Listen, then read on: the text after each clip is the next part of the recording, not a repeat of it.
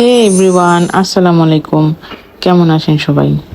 সকালে আমি নাস্তা করতেছিলাম চা দিয়ে বিস্কুট দিয়ে।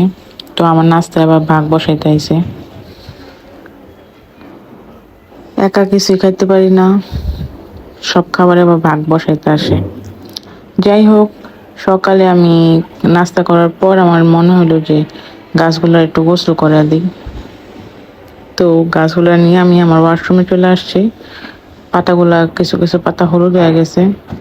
তো এইখানে বাবুর একটা অলিভ অয়েলের বোতল খালি হয়েছে, তো ওই বোতলটার মধ্যে আমি চিন্তা করছি যে মানি প্লান্ট গাছ লাগাবো, যে এই গাছটা বাইরে থেকে আমি এটা নিয়ে এসেছি, টোকায় নিয়েছি।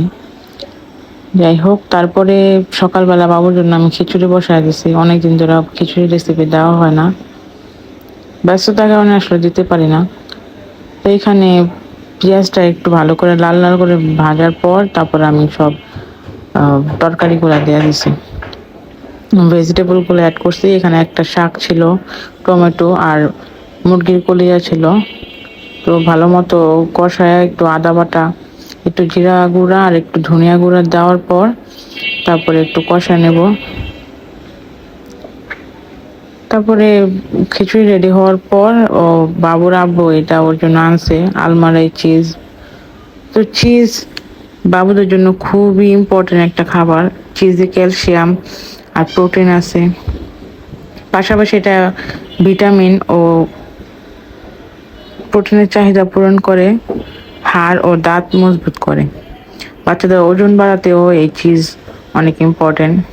চিজ নিয়ে আমি একটা বিস্তারিত ভিডিও দেব আমার চ্যানেলে, যদি আপনাদের প্রয়োজন মনে হয় তাহলে দেখবেন।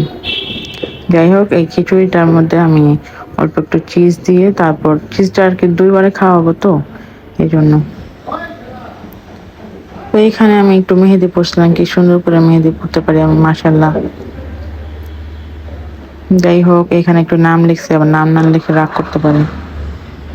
তারপর আমার সবচেয়ে পছন্দের বিরিয়ানি, এটা খাসির বিরিয়ানি ছিল। বিরিয়ানি বরাবরই আমার পছন্দ, যারা আমার ভিডিও নিয়মিত দেখেন আপনারা অবশ্যই জানবেন। আজকে এই পর্যন্তই, আল্লাহ হাফেজ, সবাই ভালো থাকবেন।